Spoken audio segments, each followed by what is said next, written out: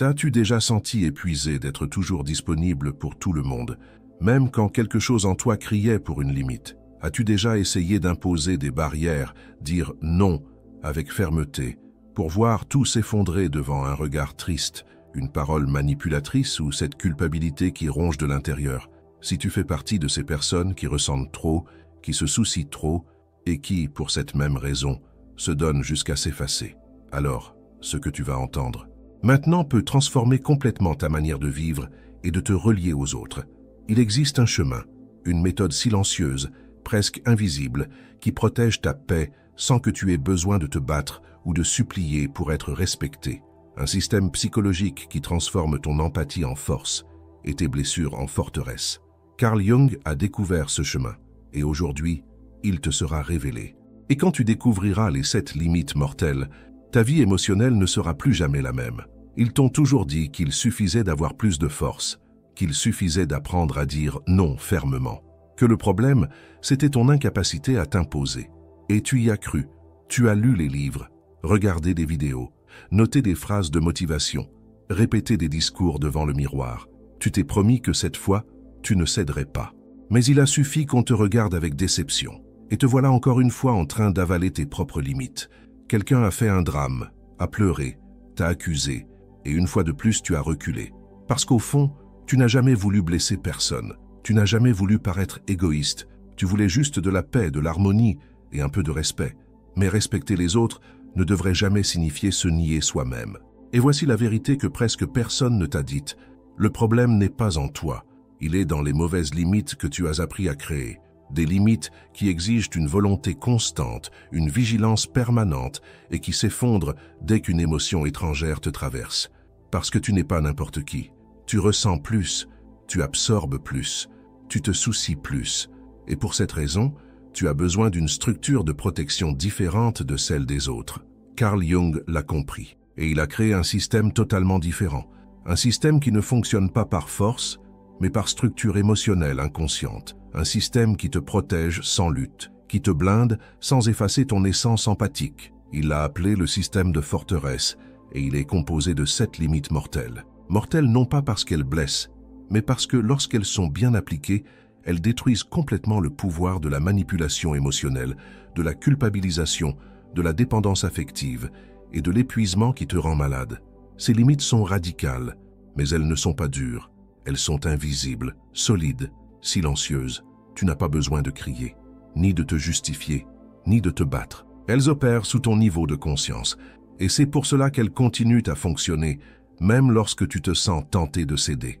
Ces 7 limites ont été pensées pour des personnes comme toi, pour ceux qui ressentent trop, qui portent le poids du monde sur leurs épaules, qui disent oui quand ils voudraient dire non, puis pleurent en silence. Pour ceux à qui on a appris depuis l'enfance que l'amour exige sacrifice, que prendre soin c'est céder, que la bonté consiste à ne jamais déranger. Mais, et si tout cela était faux?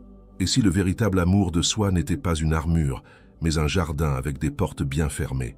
Et si les limites n'étaient pas des murs qui séparent, mais des ponts qui soutiennent des relations saines, où personne n'a besoin de hurler pour avoir de l'espace, ni de supplier pour être respecté? Carl Jung a grandi sans ses frontières. Il a vu de près le chaos émotionnel d'une famille où les limites n'existaient pas. Sa mère oscillait entre personnalités. Son père était absent, émotionnellement perdu. Et le petit Carl, il absorbait tout. La peur, la culpabilité, l'instabilité. Il ne savait pas où le monde des autres se terminait et où le sien commençait. C'était comme vivre sans peau. Et c'est ainsi, au cœur de ce champ de bataille intérieur, qu'il a commencé sa quête. Une quête de confrontation avec l'inconscient. Une quête brutale qui l'a mené à un effondrement psychique profond. Mais c'est dans cette obscurité qu'il a trouvé la lumière. Jung a découvert que les personnes empathiques n'ont pas besoin de limites classiques.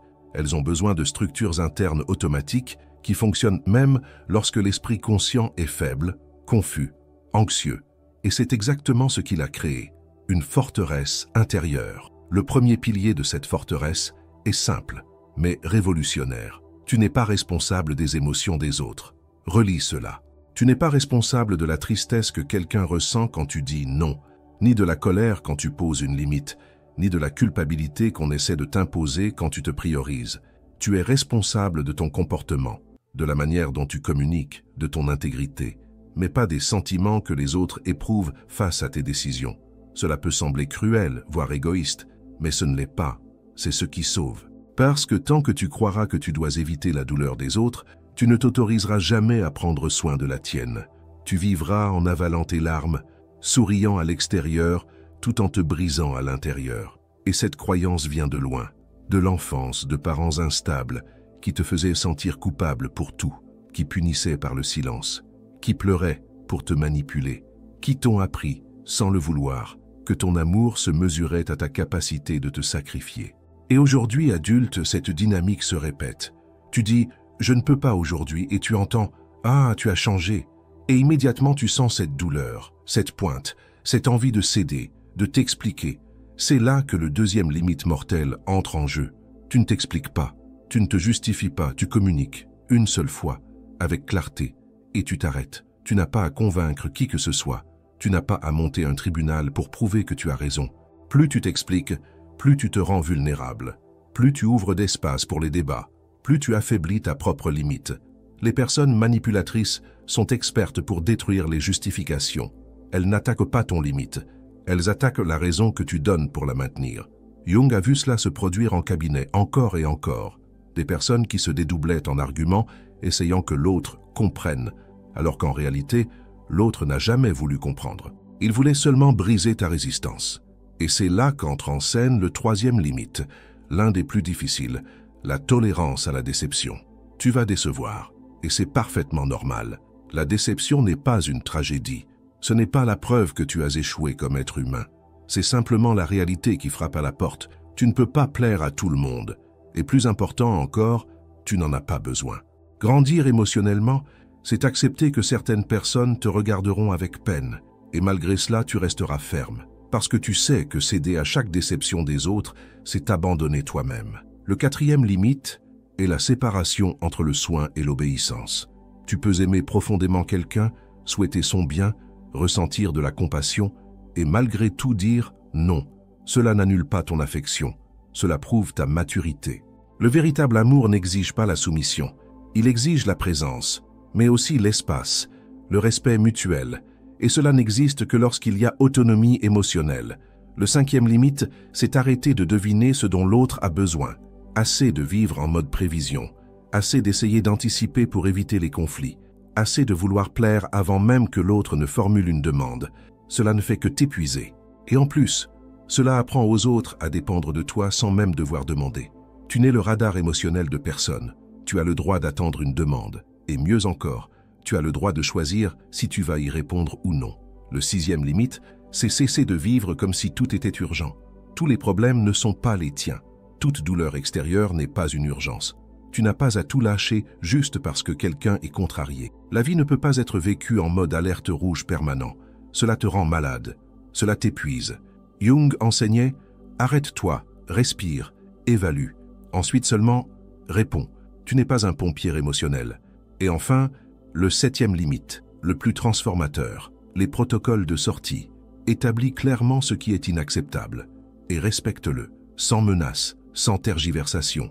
Si quelqu'un dépasse un seuil critique, tu pars, pas parce que tu détestes, mais parce que tu t'aimes. Parce que tu sais que des paroles sans action n'ont aucun poids, et que celui qui n'a jamais peur de te perdre ne te valorisera jamais vraiment. Voici les 7 limites mortelles, et lorsque tu les intègres, quelque chose change profondément. Tu arrêtes de vivre comme un territoire constamment envahi. Tu deviens un espace sacré, un lieu où l'amour est le bienvenu, mais où l'abus n'entre plus. Et maintenant, es-tu prêt à commencer cette transformation? Et alors, lorsque tu commences à appliquer ces 7 limites mortelles, quelque chose d'imprévisible se produit.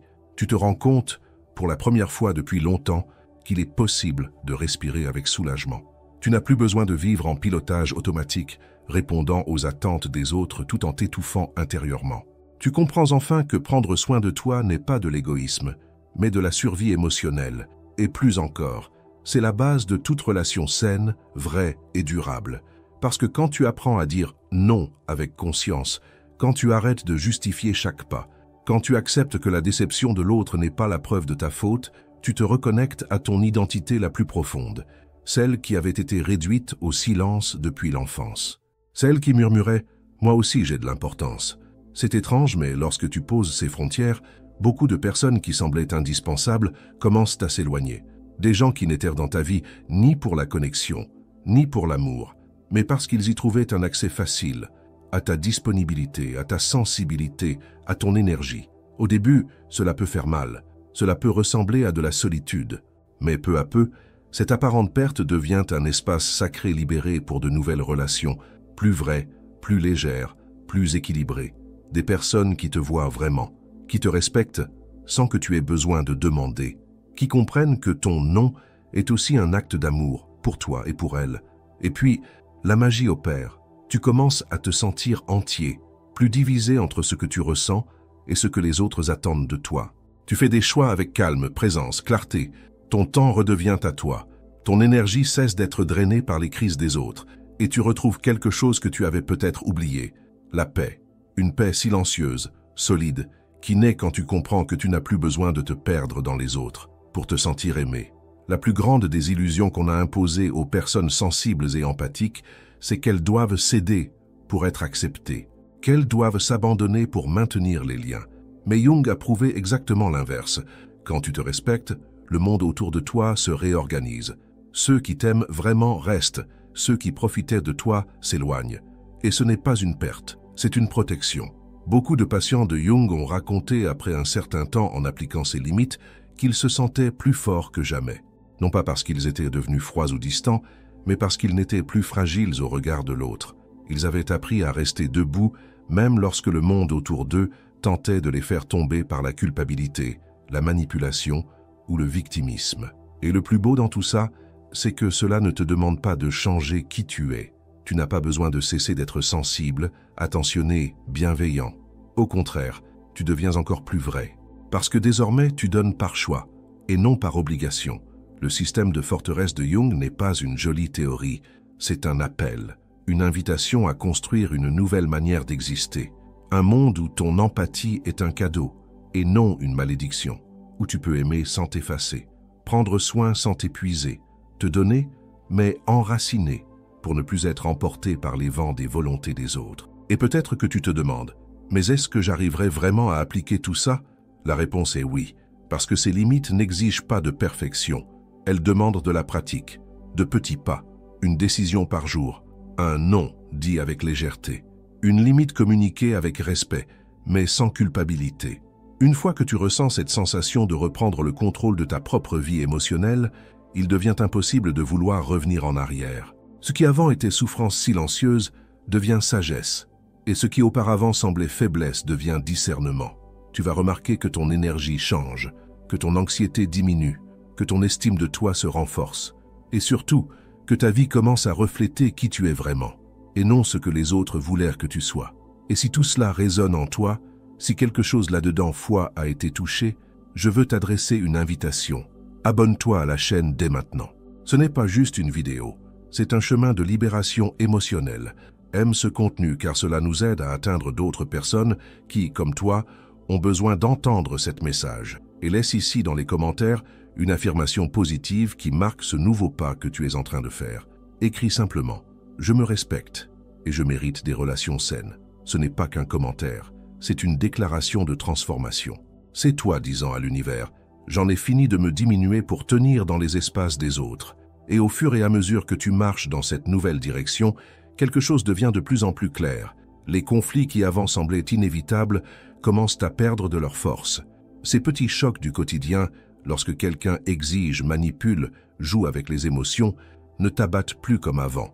Tu ressens encore, bien sûr, mais tu ressens autrement. Pas avec cette culpabilité qui avale et paralyse, mais avec une clarté tranquille. Tu regardes la situation, tu inspires profondément et tu te dis « Je sais ce qui m'appartient et ce qui appartient à l'autre ne me concerne pas ». Et tu continues, sans devoir t'expliquer, sans devoir tout réparer, sans courir pour combler le vide émotionnel des autres tandis que le tien s'effondre. Ce type de conscience ne vient pas du jour au lendemain, il se construit. C'est comme une musculature que tu renforces peu à peu. Et plus tu t'exerces, plus tout devient naturel. Les limites cessent d'être un effort et deviennent une manière d'exister. Elles n'ont plus besoin de justification, ni de résistance, ni de lutte interne. Elles sont simplement là, opérant silencieusement, te maintenant debout, entier, disponible, mais pas vulnérable au point de te perdre. Tu vas remarquer aussi comment certaines personnes réagissent mal à cette nouvelle posture. Elles testent, insistent, accusent, disent que tu as changé, que tu es égoïste, froid, distant. Mais avec le temps, tu comprends. Ce malaise reflète à quel point elles étaient habituées à ton absence de limite.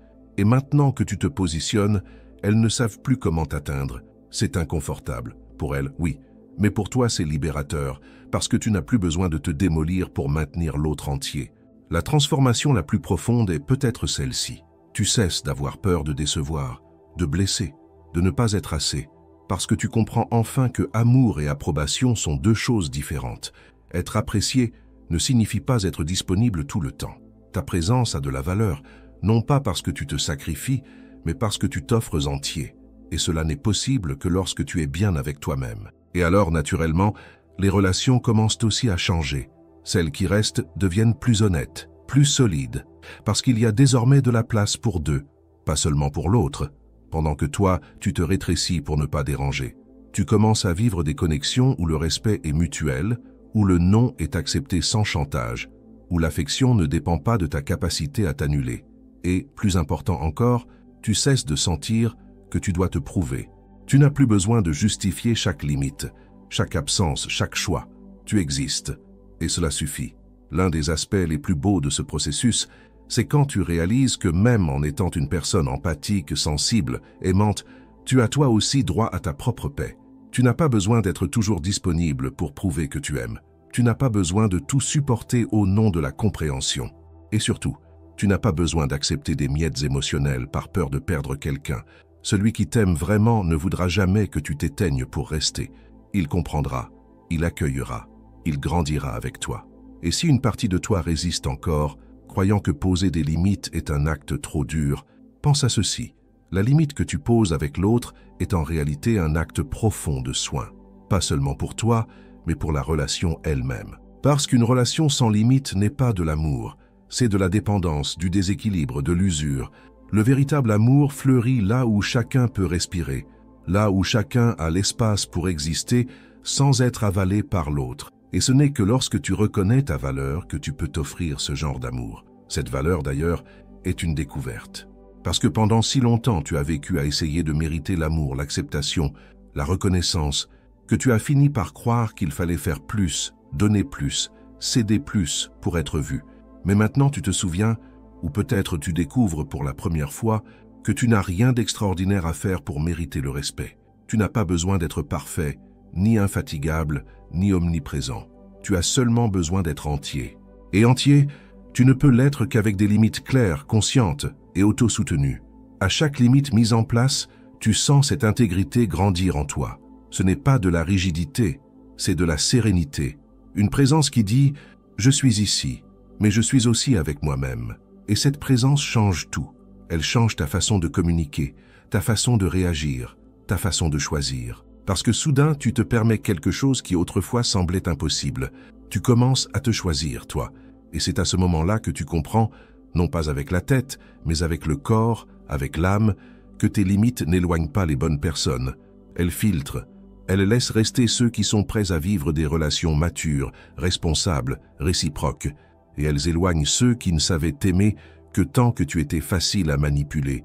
Est-ce que c'est dur? Oui, mais c'est aussi libérateur. Parce que maintenant tu avances sans chaîne, sans le poids de devoir plaire à tout le monde, sans la peur constante d'être rejeté pour être toi-même. Tu commences aussi à remarquer quelque chose de magnifique.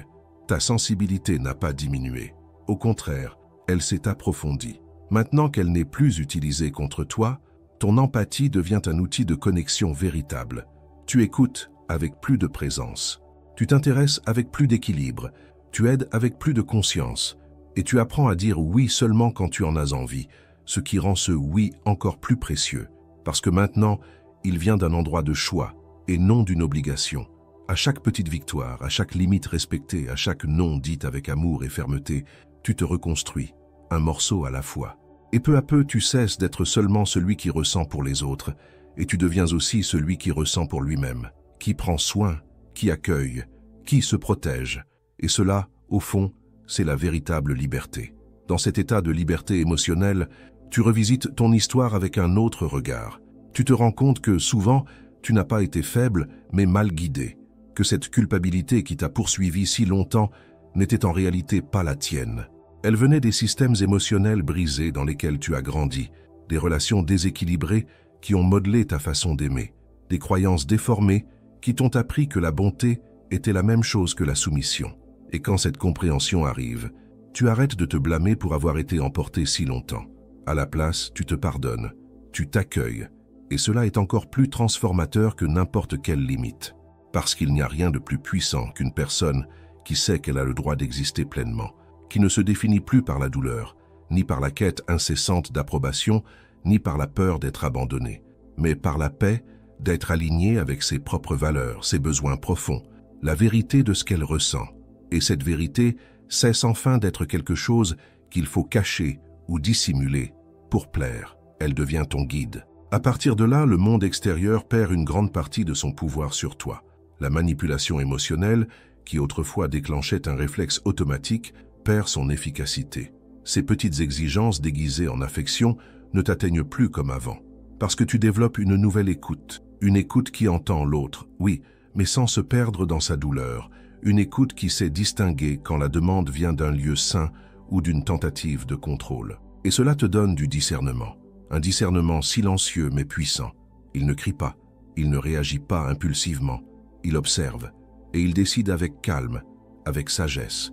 Et plus tu renforces cette nouvelle manière d'être, plus tu comprends que tes limites ne sont pas des armes, mais des portes qui définissent qui peut entrer, jusqu'où il peut aller, et ce qui ne peut plus être toléré. Ce sont des façons de dire « je t'accueille », mais pas au détriment de moi-même.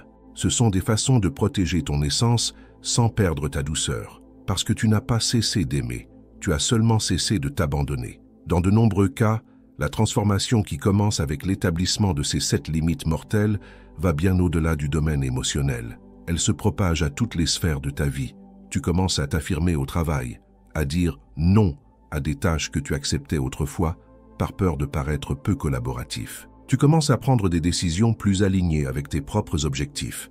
Tu arrêtes d'accepter des miettes, que ce soit dans des relations affectives, professionnelles ou familiales, parce que maintenant tu reconnais la valeur de ce que tu offres. Et cela change tout, parce que lorsque tu te vois avec clarté, le monde aussi commence à te voir autrement. Et il y a un détail important dans ce processus, souvent invisible à première vue. Plus tu vis avec des limites, plus ta présence devient calme. Cela semble contradictoire, mais c'est l'opposé de la rigidité. Quand tes limites sont claires et internes, tu n'as plus besoin de lutter constamment. Tu n'as plus besoin d'expliquer, de justifier, de résister. Tu es simplement. Et cette stabilité émotionnelle apporte une paix qui se propage autour de toi.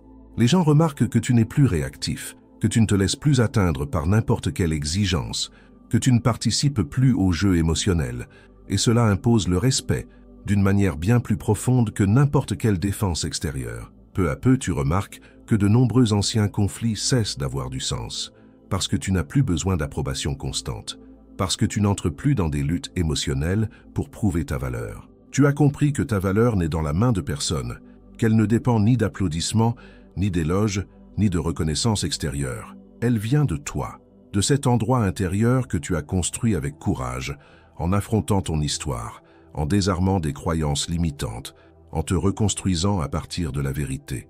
Et cette vérité est simple, tu mérites la paix. Pas une paix qui dépend du silence des autres, mais une paix qui naît de ton positionnement. Qui naît lorsque tu décides que tu ne vas plus te sacrifier pour des connexions qui ne te respectent pas, que tu ne vas plus tolérer des dynamiques qui t'épuisent, que tu ne vas plus porter des poids qui ne t'appartiennent pas.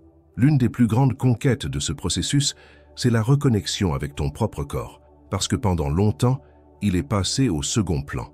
Il a été ignoré, surchargé, poussé au-delà de ses limites pour satisfaire le monde.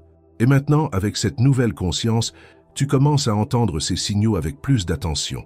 Tu apprends à t'arrêter quand tu es fatigué, à refuser ce qui te rend malade, à choisir ce qui nourrit, apaise, élargit. Ton corps cesse d'être un instrument de guerre et devient un temple qui mérite soin, présence, écoute.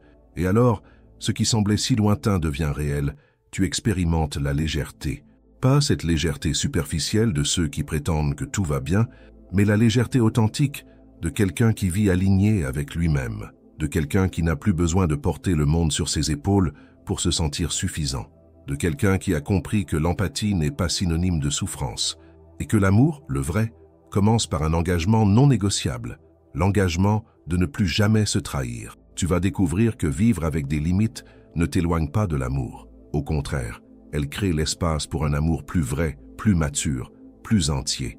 Un amour où tu es vu, entendu et respecté, où tu peux être toi, sans devoir modifier ton essence. Un amour où l'échange est juste, où le soin est réciproque et où le non est aussi le bienvenu parce qu'il existe une sécurité émotionnelle assez forte pour l'accueillir. Et lorsque tu comprends enfin et que tu intègres les 7 limites mortelles comme partie de ta manière d'exister, tout commence à se réorganiser. Les liens se purifient, les espaces deviennent plus légers. Et la vie, cette même vie qui ressemblait autrefois à un champ miné d'obligations, d'exigences et d'auto-exigences, commence à devenir vraiment la tienne. Tu regardes l'avenir avec plus d'espoir. Non pas parce que tout a changé à l'extérieur, mais parce que quelque chose d'essentiel a changé en toi. Et cela suffit. Et quand ce moment arrive, quand tu sens que, enfin, tu es entier à l'intérieur de toi, tu comprends que tu n'as plus rien à prouver à personne. Que ton histoire, avec toutes ses marques, ses erreurs, ces jours où tu t'es tu pour maintenir la paix, a été le terrain où tu as planté, sans le savoir, les fondations de ta forteresse. Et maintenant, debout dessus, tu peux choisir en conscience à qui tu ouvres les portes et jusqu'où chacun peut aller. Non par peur, non par vengeance, mais par sagesse. Tu te rends compte que tu n'es plus prisonnier de la culpabilité, ni du besoin de plaire, ni de l'idée que l'amour est synonyme de sacrifice permanent. Tu as appris à aimer avec présence et non avec douleur, à donner avec conscience et non par obligation, à t'éloigner avec paix quand c'est nécessaire sans porter le poids de la culpabilité. Parce que maintenant tu sais, ce que tu offres au monde a de la valeur, et cela ne mérite pas d'être donné dans des espaces où il n'est accepté que s'il vient enveloppé de renoncement. La trajectoire qui a commencé avec une douleur silencieuse, celle que seuls ceux qui ressentent trop connaissent, se transforme en un chemin de retour, un retour vers toi, vers ce qui a toujours existé en toi, mais qui a été étouffé pendant longtemps par les attentes des autres. Tu réapprends à t'écouter, à dire non sans trembler, à dire oui avec légèreté, à reconnaître les signaux de ton corps, de ton âme, de ton intuition. Et quand quelque chose n'est pas en paix en toi, tu sais, c'est le signe que tu dois réajuster la limite, pas t'adapter à ce qui te blesse. Et ainsi, en silence, sans geste grandiose, sans avoir besoin de confronter le monde, tu deviens quelqu'un de différent, quelqu'un qui inspire, qui transmet de la calme, qui est entier. Les gens le ressentent, ton énergie change. Ceux qui te manipulaient autrefois s'éloignent, non parce que tu les as expulsés, mais parce que tu as cessé d'être accessible de la manière dont ils étaient habitués. Et ceux qui restent, restent par choix, par connexion réelle, par respect.